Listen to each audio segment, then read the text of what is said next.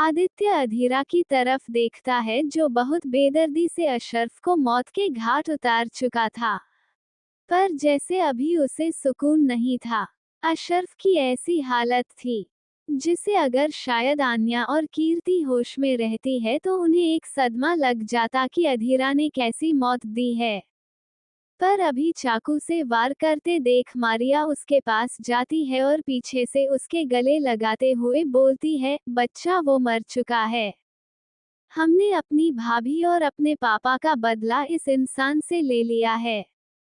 ये सुन अधीरा के हाथ रुक जाते हैं। वही आदित्य भी अधीरा के पास आता है और उसका हाथ पकड़ते हुए बोलता है, अब तुम अपने माँ की मौत का बदला ले चुके हो। ये बोल वो उसे अपने गले लगा लेता है। मौत के दर्द में हर दिन तड़पा है। अधीरा की आंखें अब जाकर जो अंगारे बरस रही थी अब वह आंसू में बनकर गिरने लगती है। वही मारिया उसे देख अपने सीने से लगा लेती है और अधीरा फूट फूट कर रोने लगता है।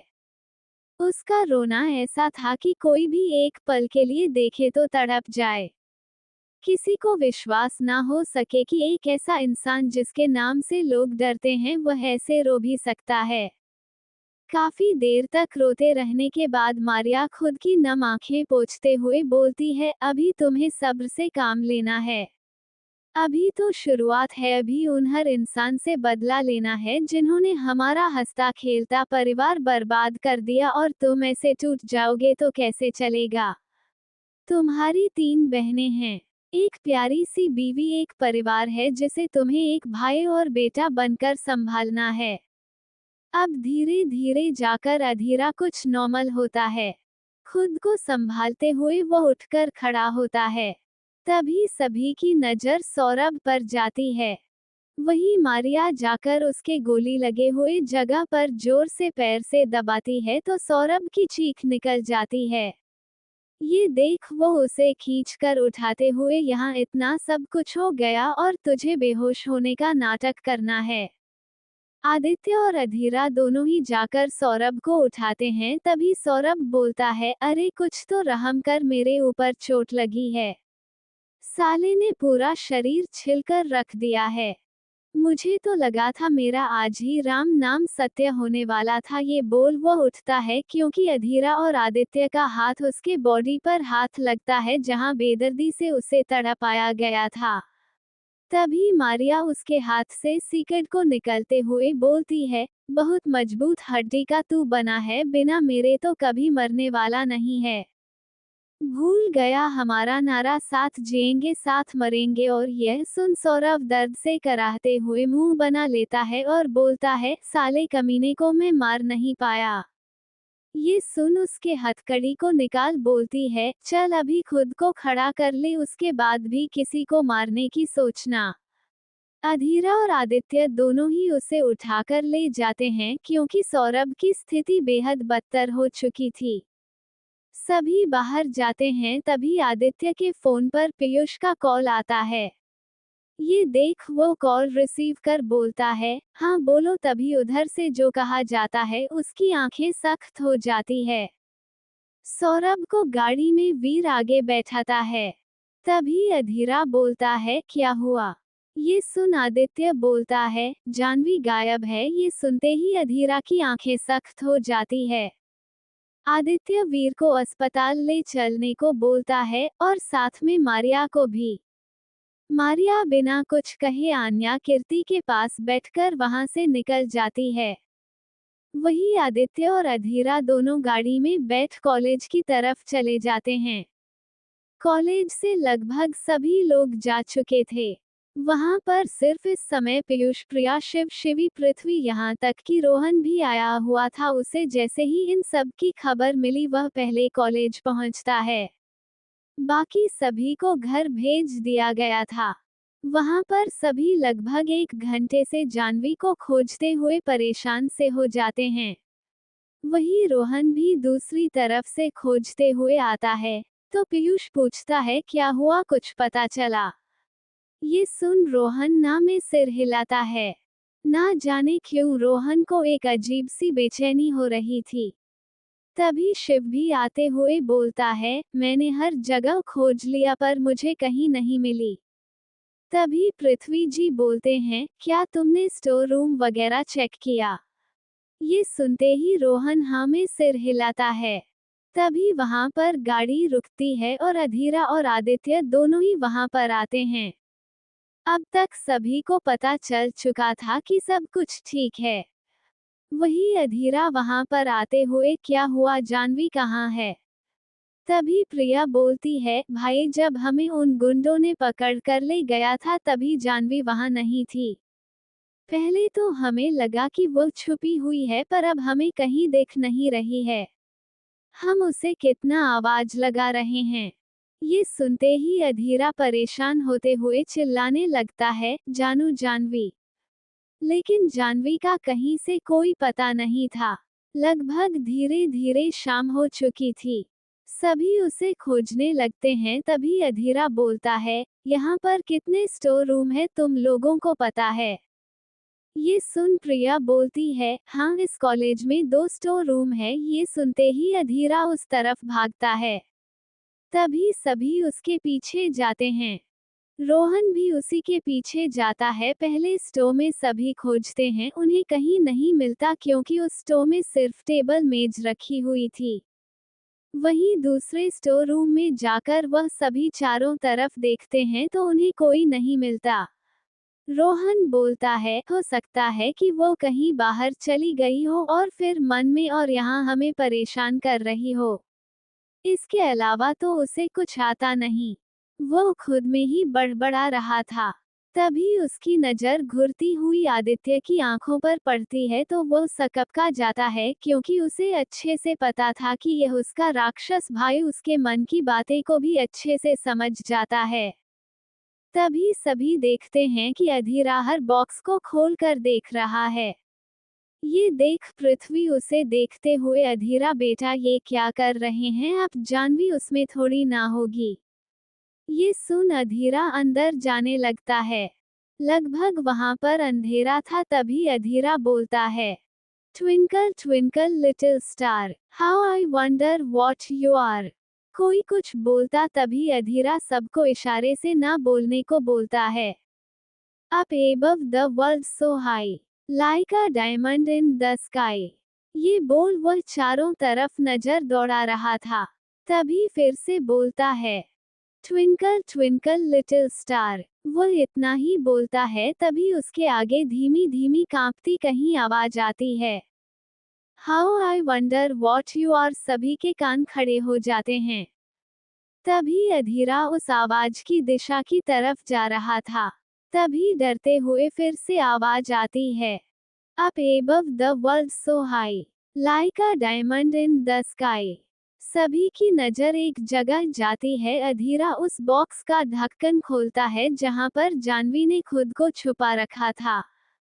अधीरा अपना हाथ डालता है तो जानवी उसका हाथ झटक देती है। वह अपने चेहरे को पूरी तरह से गड़ाए बैठी थी। वही प्रिया और शिवी जब जानवी की यह हालत देखती है तो उसके आंखों में आंसू आ जाता है। और आए क्यों ना एक लड़की जो इतनी मासूमियत से खुद को डर से छुपाने के लिए वह ऐसे छुप कर बैठी थी। वही रोहन भी जब देखता है तो न जाने क्यों उसे भी बुरा लगता है।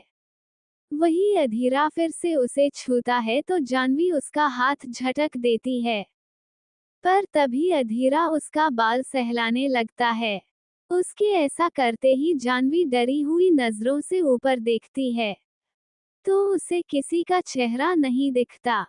पर शायद वह एहसास वह पहचानती थी। धीरे धीरे वह उसमें से उठती है तो अधीर उसे खींचकर अपनी गोद में उठा लेता है और वहीं पर बैठ जाता है। जानवी पूरी तरह से कांप रही थी। तभी अधीरा उसे अपने सीने से लगाते हुए, रिलैक्स बच्चा, सब ठीक है। जानवी कांपती हुई आवाज में, वह आया था, वह आया था, वह फिर से मम्मा को ले जाएगा, वह फिर से मम्मा को मार देगा, वो माँ को मार देगा। जानवी किसी 7 साल 8 साल बच्चे के जैसे बात कर रही थी। उसकी यह बातें सुन अधीरा उसके बाल को सहलाते हुए, कोई मम्मा को नहीं ले जाएगा बिट्टू, सब ठीक है, मेरी तरफ देखो। पर जानवी अपने होश में नहीं थी। ये देख आदित्य पीयूष को कुछ इशारा करता है तो पीयूष जाकर पीछे से धीरे से बैठ उसके गर्दन की एक नस दबा देता है, जिससे वह वहीं पर बेहोश हो जाती है। उसके बेहोश और चुप होते ही अधीरा के आंखों से फिर से एक बूंद आंसू लुढ़क जाता है और वो उसे अपने सीने से लगाते हुए अपनी आंखें बंद कर अपने उन अतीत की याद दोनों में खो जाता है। फ्लैशबैक। जब उसकी मां खुद को उन दरिंदों से बचने के लिए अपनी जान दे दी थी, उस समय उनके चले जाने के बाद केडी और अधीरा को उन दोनों को जानवी का याद आता है, तो वह चारों तरफ नजरें दौड़ाने लगते हैं, पर उन्हें वो कहीं नहीं दिख रही थी। तभी अचानक उनकी नजर दरवाजे के ही सामने स्टोर रूम में एक बड़े से डिब्बे के अंदर जहां हिल रहा था, वह उसे खोलकर देखते हैं तो उसमें जानवी थी। अधीरा की मॉम प्रीता ने जानवी को उसी के अंदर छुपाते हुए ये बोला था कि बच्चा तुम यहीं में छुप जाओ, मैं अभी आती हूँ। तब जानवी बोली, मुझे डर लग रहा है मम्मा। ये सुन प्रीता ने उसे प्यार से सहलाते हुए बोलती है, बच्चा आपको जब भी कभी ऐसा लगे कि बहुत ज्यादा डर है तो आप ऐसे ही जाकर छुप जाना, आपको कोई नहीं पकड़ पाएगा। ये बोल दिल पर पत्थर रख वह उसके ऊपर धक्कन लगा देती है और खुद को अधीरा और केडी के पास जाने से रोक नहीं पाती है। आखिर एक पत्नी अपने पति को आंखों के सामने कैसे मरते देखे, एक बच्चे को कैसे घुटते देखे। वही जब उन्हें जानवी वहां दिखती है तो जानवी बहुत ज्यादा डरी सहमी थी। यहाँ तक कि उस डिब्बे में होल की वजह से जानवी ने अपने आंखों से सब कुछ देखा था। जब अधीरा ने उसे उठाने की कोशिश की तो जानवी सिर्फ एक ही बात कह रही थी, वो मम्मा को मार देगा। आखिर थी तो एक छोटी सी नन्ही सी बच्ची। तभी अधीरा ने उसे ऐसे ही उसका फेवरेट पोयम जो वो बचपन में उसे सुनाता था, उसे सुनकर उसे एहसास दिलाता है कि वो उसका भाई है। बहुत मुश्किल से उसने जानवी को संभाला था। एक छोटी सी उम्र में ही उसे सदमा लग चुका था। यही वजह था कि अधीर ने खुद को एक खूनी माफिया बनने से नहीं रोका, क्योंकि उसे उस समय सिर्फ यही लगता था कि अगर वह ताकतवर होता तो वह अपनी मॉम और अपनी बहन को बचा सकता था। वो उस इंसान से बदला लेने के लिए उसने पहली चिंगारी अपने दिल में और अपने चेहरे पर कट का घाव बनाया ताकि वह उस इंसान को भूल न सके, जिसने उसके परिवार को भी बिखेर कर रख दिया। आज जब जानवी उसे कहीं नहीं मिली तो उसे पहला ख्याल स्टोर रूम का आया, और हुआ भी था ऐसे। जब जानवी ने सभी लोगों को बंदूक लेकर आते हुई देखती है तो उसे फिर से वो पुरानी पैनिक आने लगी थी। वो इधर उधर भागने लगती है जबकि कोई उसके अगल बगल था भी नहीं। वो खुद को सामने स्टोर रूम के अंदर वही बचपन की तरह छुपा लेती है जैसे उसे उसकी माँ ने कहा था, और शायद यही वजह थी कि उन आतंकवादियों की नज़र उसे पर पड़ी भी नहीं। इसलिए अधीरा ने आज वही पुरानी तकनीक अपनाई थी और उसे पता चल गया था कि जानवी ने खुद को छुपाया होगा। रोहन को भी आज जानवी पर थोड़ी तरस आ रही थी। ऐसा नहीं था कि उसे जानवी से कोई तकलीफ थी, बस उसे अपने काम में किसी भी प्रकार का इंटरफेयर पसंद नहीं था। शायद यह आदित्य के परवरिश का नतीजा था कि वो आदित्य के जैसा ही था। भले ही कितना भी मस्ती मजाक करता हो, पर काम के समय सीरियस होने वाला। तभी पृथ्वी जी बोलते हैं, जानवी को लेकर घर पर चलिए। अधीरा जानवी को अपनी गोद में उठाकर वहां से ले जाता है। वहीं दूसरी तरफ अर्जुन, जो अनुराग यानी कि अब्दुल अली के घर पर था, वो इस समय अपने सामने बैठी उसकी पत्नी के सामने अनुराग के सारा काला करतूत दिखा रहा था, जिससे उसकी पत्नी फूट फूट कर रो रही थी। उसे अब तक अनुराग की मौत का भी पता चल चुका था। उसे पता नहीं था कि अनुराग इतना बड़ा कसाई इंसान है। अनुराग अर्जुन को शुरू से ही आदित्य ने अनुराग की कमजोरी नश पकड़ने के लिए लगाया था। इसलिए अर्जुन इसी काम में लगा हुआ था और किसी को कुछ किया नहीं था। वह सामने बैठी औरत को देख बोलता है, मैं तुमसे सिर्फ इतना ही कहूंगा, प्यार अपनी जगह होती है, पर यदि इंसान सामने वाला कसाई हो तो उसे भूल जाने में ही बेहतर है। तुम्हारे 2 बच्चे हैं। भले ही एसआर ने मारा हो, पर था तो वह इतना बड़ा आतंकी। ये सुन सामने बैठी रिद्धि बोलती है, मुझे नहीं पता था कि जो इंसान अपना शुरू से ही लेकर अंत तक हर चीज मुझसे झूठ बोला, वह इंसान मुझसे कैसे प्यार कर सकता है। जिस इंसान ने अपनी मजहब छुपाई, मुझे हिंदू कहकर मुझसे प्यार किया, शादी की, मेरे बच्चे हुए, हर साल में सिर्फ 1 या 2 बार मिलने के लिए मुझे यहाँ लंदन में मिलने आता था, खुद को ये बताकर कि वो इंडिया में है, वो किसी डिटेक्टिव का काम करता है। अगर मुझे पता होता कि वह एक आतंकवादी होकर मेरे ही भारत जैसे देश को बर्बाद करना चाहता है, तो मैं खुद अपनी इन हाथों से उसे मारती। रिद्धि लंदन में पढ़ने वाली एक हिंदू लड़की थी, जो थी तो इंडियन, पर उसके पेरेंट्स लंदन में रहते थे।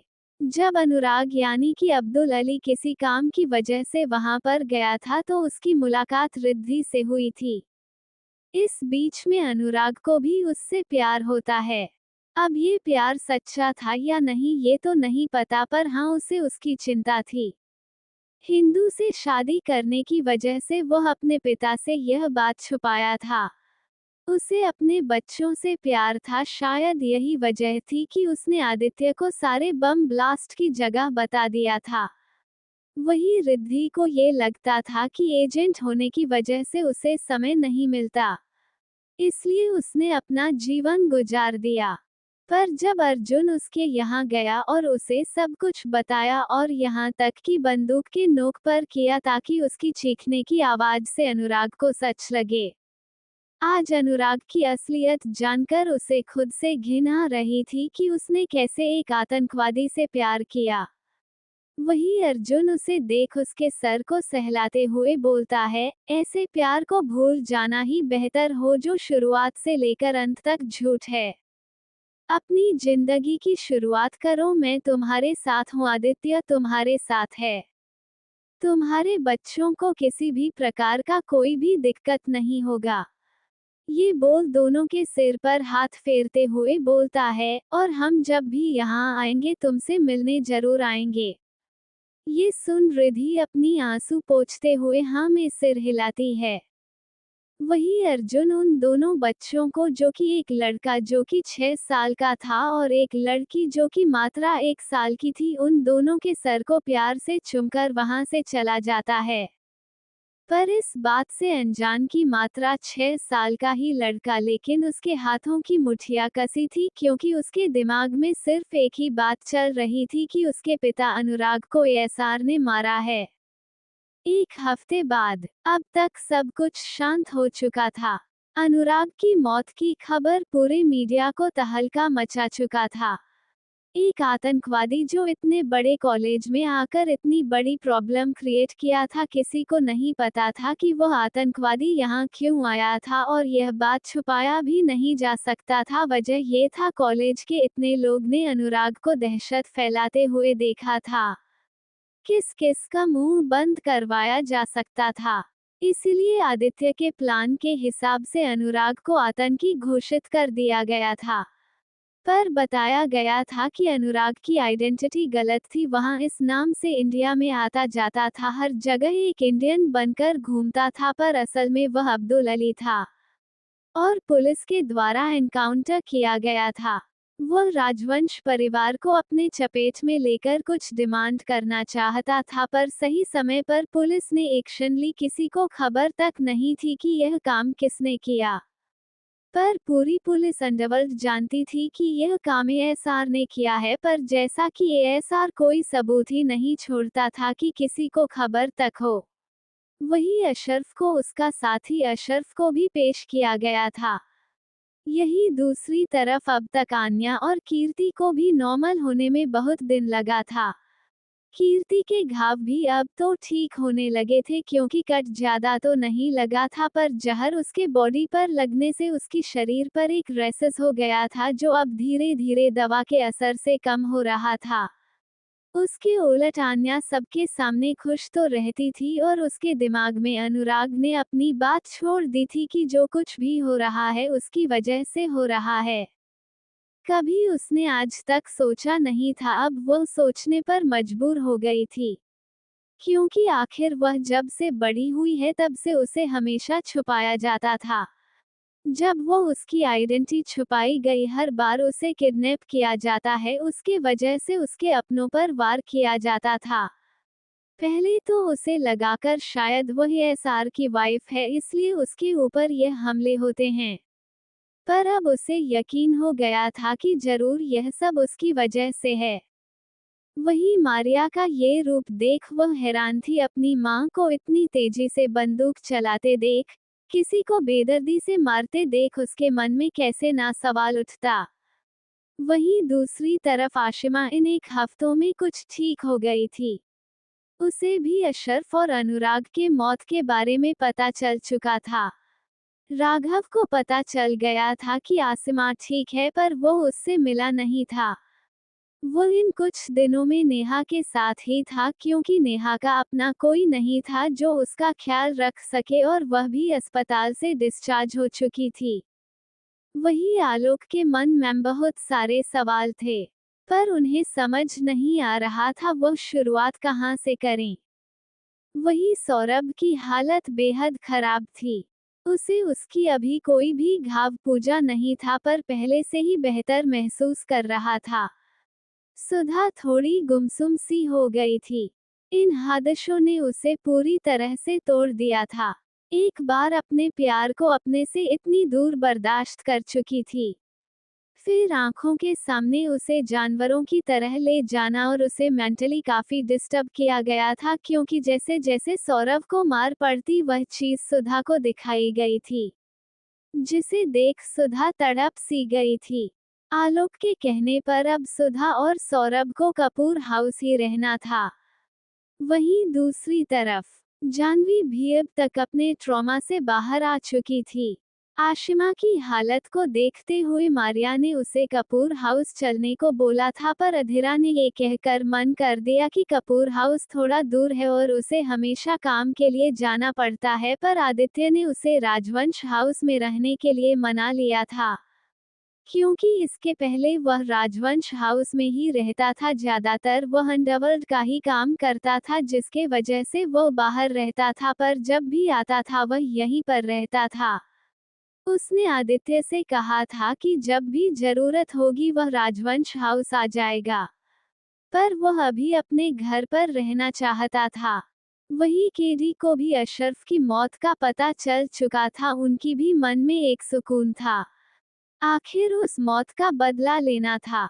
आखिर इसी वजह से तो वह भी खुद को इन काली दुनिया में झोंक दिया ताकि वह एक ताकत बटोर सके जिससे वह इस सभी से लड़ने के लिए खुद को काबिल बना सके। वही आज एक नई सुबह हुई थी। सभी चीज जरूर ताजा लग रही थी। सुबह राजवंश हाउस में किचन में बर्तनों की खटखटाहट हो रही थी। वही विभा जी प्रिया को दकियाते हुए बोलती है, प्रिया आज आप सभी का कॉलेज जाना है। मेरे हिसाब से आप सभी को जल्दी जाना चाहिए और आप ये हमारे काम में लगी हुई है। ये बोल वो उस आटे की लोई लेने लगती है, तभी प्रिया बोलती है, माँ मैं ये काम करके भी तैयार हो जाऊंगी, अभी जाने में 1 घंटा बाकी है, आप तब तक बैठिए। विभा कुछ बोलती तभी पीछे से आन्या पीछे से कहते हुए, हाँ माँ आप चलिए, हम हैं ना, हम सभी सब संभाल लेंगे। विभा और प्रिया उसे अजीब नजर से होती है तो आन्या देख बोलती है, ज्यादा देखने की जरूरत नहीं है, अगर एक शब्द तेरे मुंह से कुछ ऊँट पटा तो तेरा मुंह तोड़ दूंगी, भूल मत, मैं तेरी जेठानी हूँ। उसकी यह बात सुन वहां खड़ी विभा मुस्कुराते हुए चली जाती है। वही प्रिया उसे अजीब नजर से देखते हुए, और मैडम जेठानी हो तो जेठानी वाला काम भी किया करो, बैठ के तो बस रोटियां तोड़ती हो। आन्या कुछ बोलती और बनती मैं हूँ, या फिर मन अरे कुछ बनाना भी सीख ले कभी तो अपने पति को कुछ अच्छा सा बनाकर खिला, वही घास फूस की तरह जली हुई ब्रेड और ऑमलेट खिलाती है। ये सुन आरू चिढ़ते हुए, मेरे पति को वही पसंद है तो फिर क्या ही कर सकती हूँ। ये सुन प्रिया उसे घूरते हुए, मैडम सुना है अब काली मिल गई तो फिर जीवन तो बिताना ही है, तो कितना दिन उससे दूर रहा जाए। वही स्थिति तुम्हारी है, अब बीवी तो मिली गई हो तो बीवी के हाथ का जो बनेगा वह तो पति को खाना ही पड़ेगा ना। ये सुन आन्या उसे घूरते हुए, तुम सभी ने मुझे लेक्चर मत दो, आज शाम का डिनर मैं बनाऊंगी, वह भी सभी के लिए, और मुझे तुम सब में से किसी की हेल्प नहीं चाहिए, उसके बाद बताना कि मैं क्या कर सकती हूँ।